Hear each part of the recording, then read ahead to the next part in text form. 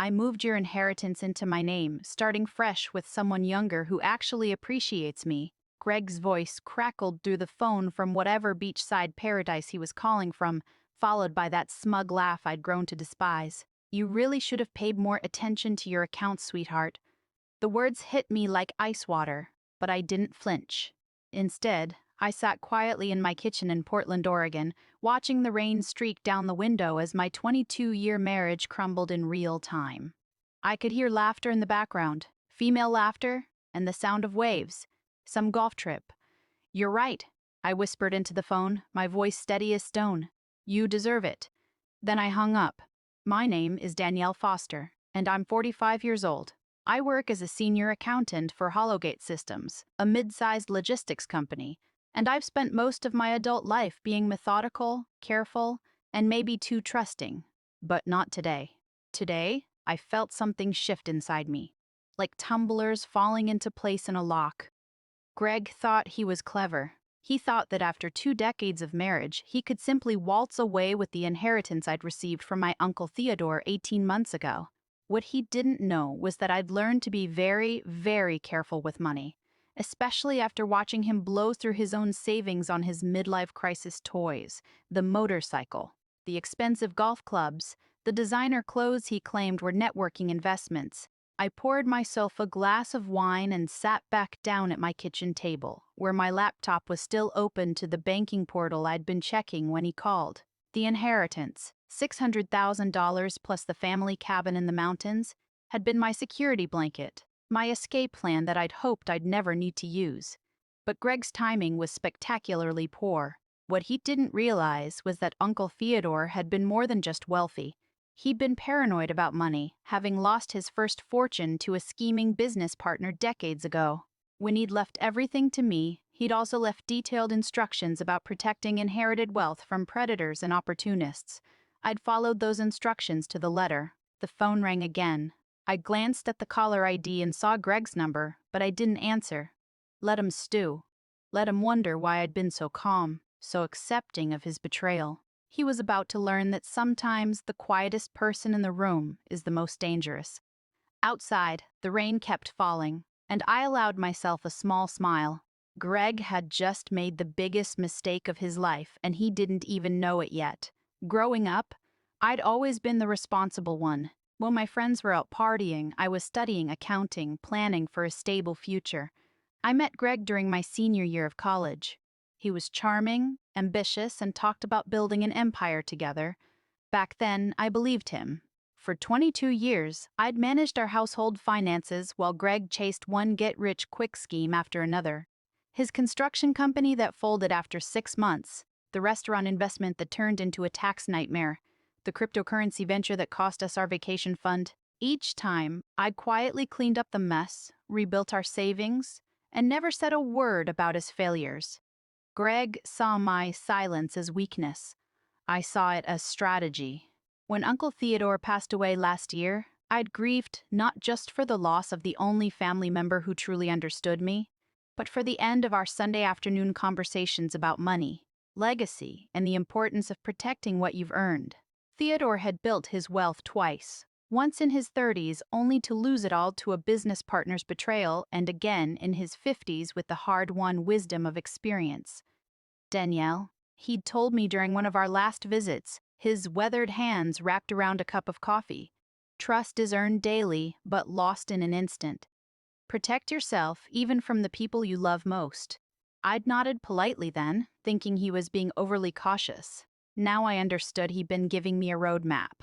After receiving the inheritance, I'd spent weeks meeting with Theodore's financial advisor, a sharp woman named Patricia Wells, who specialized in inheritance protection. Together, we'd structured everything through Gravora Group Private Banking, a firm that catered to clients who valued discretion and security above all else. The accounts weren't just protected by passwords. They were wrapped in layers of fraud detection, legal safeguards, and authorization protocols that required multiple forms of verification for any significant transactions. Greg's name appeared nowhere on any of the documents. In fact, the only way he could have accessed anything was if I'd voluntarily added him as a beneficiary and provided him with the specific authorization codes, which of course I hadn't. What Greg had tried to do was probably access our joint checking account, where I'd deposited a small portion of the inheritance for household expenses. But the bulk of Uncle Theodore's gift remained safely locked away, earning interest and waiting for the day I might actually need it. That day, apparently, had arrived sooner than I'd expected. I opened my laptop and began making a list of everything I needed to do. Greg had just handed me the perfect reason to finally take control of my life. The call I'd been expecting came at 7:15 the next morning. Greg's voice was tight with confusion and barely contained panic. "Danielle, what the hell is going on? I tried to transfer the money yesterday, and now the bank is saying there's some kind of investigation. They froze everything." I was already dressed and having coffee, having slept better than I had in months. "Good morning to you too, Greg. How's your golf trip going? Cut the crap. What did you do?" I took a slow sip of my coffee, savoring both the rich Colombian blend and the sound of fear creeping into my husband's voice. "I didn't do anything, sweetheart. But apparently you tried to commit bank fraud. That tends to trigger automatic security protocols." The silence stretched so long I wondered if the call had dropped. Finally, Greg spoke again, his voice strained. "What are you talking about? I'm your husband. I have rights to that money. Actually, you don't." I walked to my kitchen window and looked out at the morning drizzle. Uncle Theodore's inheritance was placed in a protected trust specifically designed to prevent unauthorized access. When you tried to move funds without proper authorization, you triggered fraud prevention measures. You're lying. Married couples share assets automatically, not inherited assets placed in protective trusts, Greg. Especially not when the beneficiary has been advised to protect those assets from potential threats. I paused, letting that sink in. The bank considers your attempted transfer to be identity theft and attempted grand larceny. I could hear him breathing hard through the phone. In the background, I caught the sound of that same female laughter from yesterday. My replacement was apparently still enjoying her vacation, blissfully unaware that her sugar daddy had just become a liability.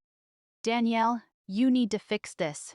Call the bank and tell them you authorized the transfer." "Why would I do that?" "Because we're married. Because we're married. Because you love me. Because you called me yesterday to announce you were leaving me for someone younger," I finished quietly. "Because you've been lying to me about this golf trip? Because you thought you could steal my inheritance and run off into the sunset?" Another long silence. When Greg spoke again, his voice had lost all its bluster. "I can explain everything." "I'm sure you can, but I'm not interested in hearing it." I set down my coffee cup and reached for the manila folder I'd prepared the night before. "I'm filing for divorce today, Greg. My lawyer will be in touch. You can't do this. That money belongs to both of us." "No," I said calmly. "It really doesn't. And thanks to your little stunt yesterday, you've just made my divorce attorney's job incredibly easy." I hung up and turned off my phone. Today was going to be a very busy day, and I had a lot of people to call. But first, I was going to enjoy another cup of coffee and watch the rain. For the first time in years, the weather matched my mood perfectly. Clear and refreshing. By 9 a.m., I was sitting in the offices of Patterson and Associates, the law firm I'd quietly consulted 3 months ago, when Greg's behavior had started becoming increasingly erratic. My attorney, Jennifer Patterson, was a sharp woman in her 50s who specialized in complex divorce cases involving hidden assets and financial fraud. "Danielle, I have to say, this is one of the cleaner cases I've seen in years," Jennifer said, reviewing the documents I'd brought. "Your husband essentially gift-wrapped his infidelity and attempted theft for us." I'd come prepared with everything.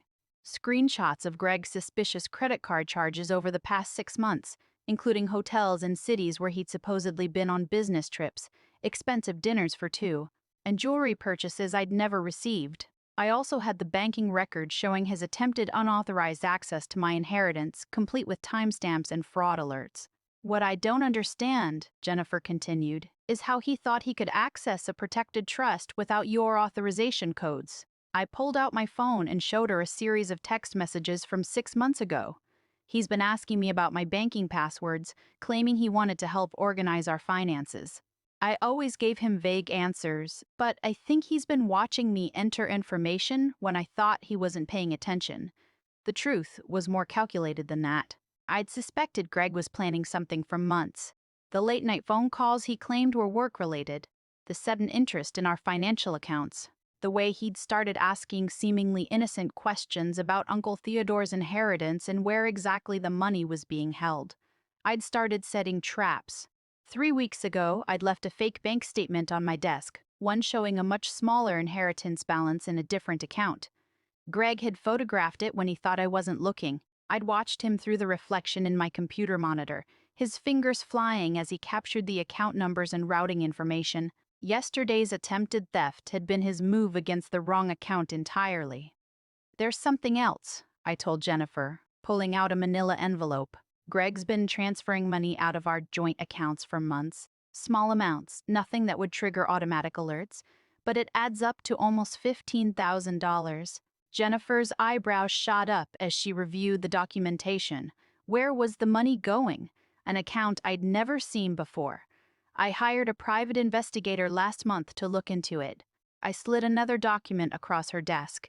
Turns out Greg opened a secret account 8 months ago. The money was being used to fund his affair. Hotel rooms, trips, gifts for his girlfriend.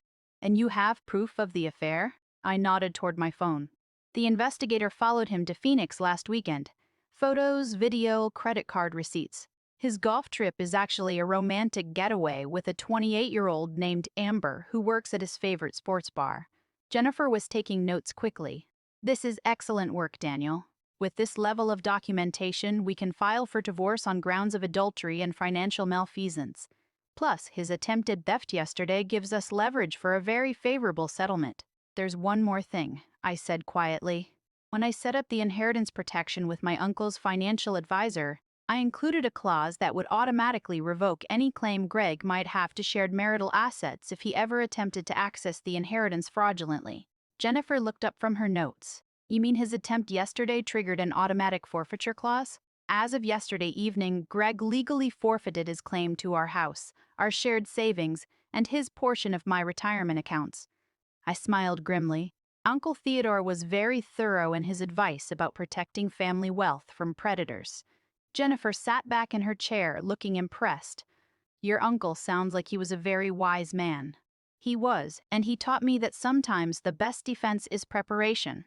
The call from Patricia Wells at Gravora Group Private Banking came at 11 a.m., just as I was leaving Jennifer's office. Patricia's voice was professionally calm, but I could hear satisfaction underneath.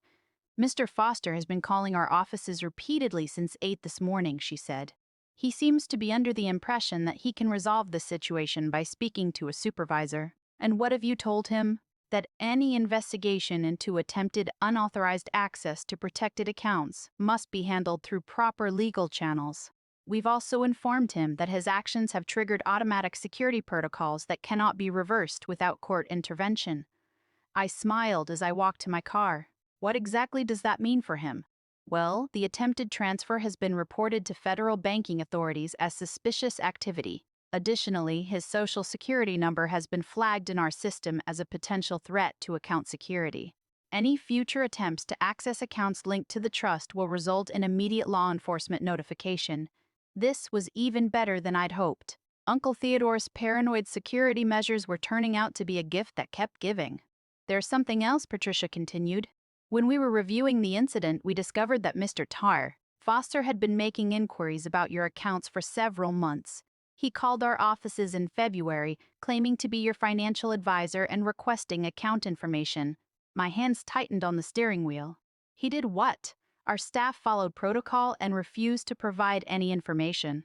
But we have records of multiple calls and one in-person visit where he attempted to present himself as your representative. At the time, we simply logged it as suspicious activity, but given yesterday's events, it establishes a clear pattern of premeditation."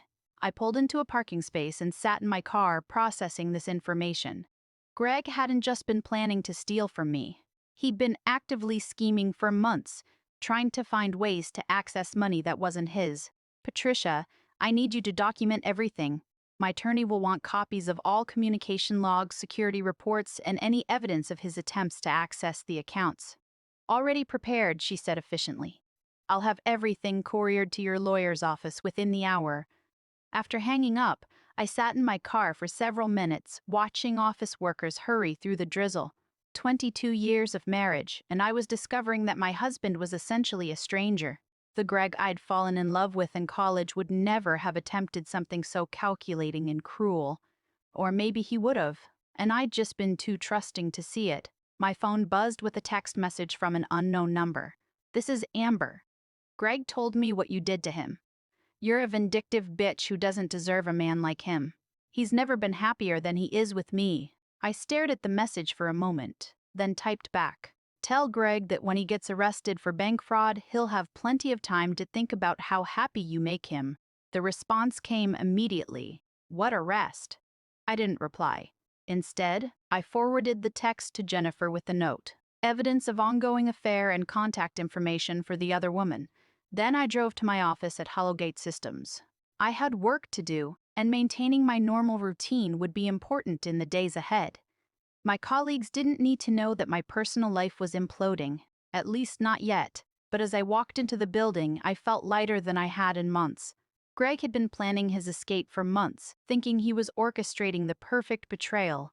What he didn't realize was that he'd walked straight into a trap that Uncle Theodore had designed specifically for men, exactly like him. The knock on my office door at Hollowgate Systems came just before lunch. My supervisor, David Walsh, poked his head in with a concerned expression. "Danielle, there are 2 people here to see you. They say they're from Federal Banking Enforcement." My heart skipped, but I kept my voice steady. "Send them in, please." 2 agents entered my office.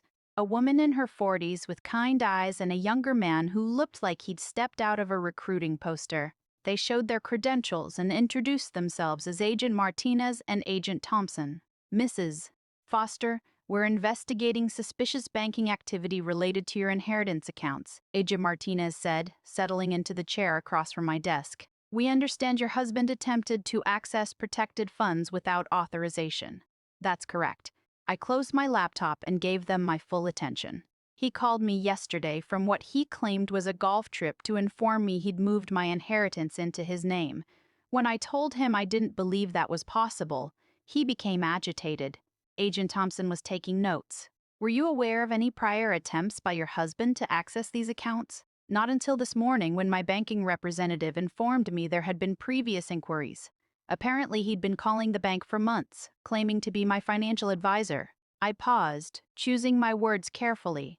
I should mention that I'm filing for divorce. My attorney has documentation of financial irregularities in our joint accounts as well. The agents exchanged glances. Agent Martinez leaned forward. "Mrs. Foster, we need you to understand that what your husband attempted wasn't just a civil matter between spouses. Attempting to access federally protected inheritance trusts through fraudulent means is a serious crime." "How serious?" "Bank fraud charges could result in up to 20 years in federal prison and substantial fines," Agent Thompson said quietly, "especially when there's evidence of premeditation and ongoing deception." I felt a cold satisfaction settle in my chest. Greg thought he was stealing my money and running off his girlfriend. Instead, he potentially destroyed his entire future. "What happens next?" I asked. "We'll need you to come in and give a formal statement. We'll also need access to any communications you have with your husband regarding the inheritance and any documentation of suspicious financial activity." Agent Martinez handed me a business card. "Your banking institution has been very cooperative in providing evidence of the attempted access."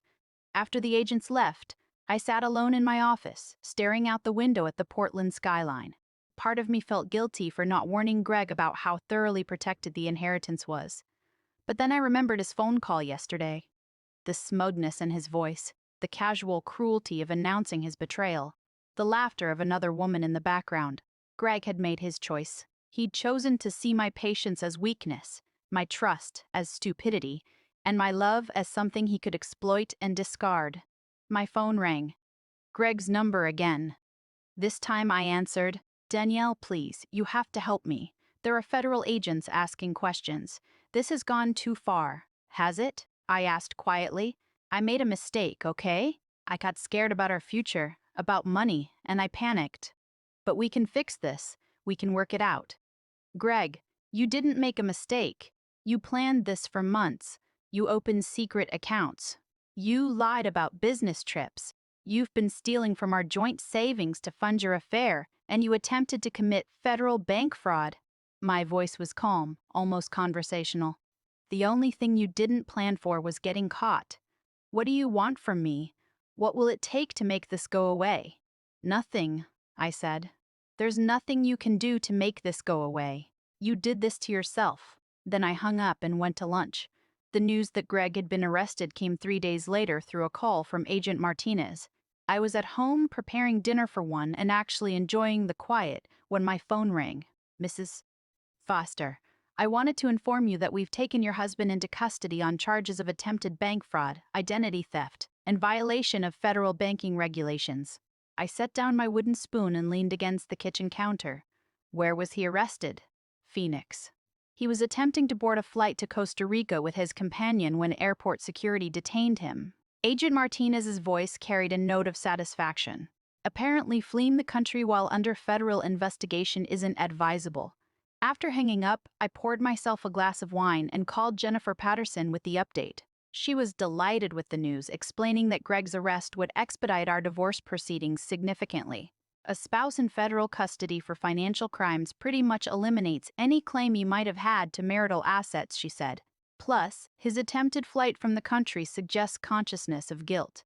That evening, I received a series of increasingly frantic voicemails from Amber, Greg's girlfriend.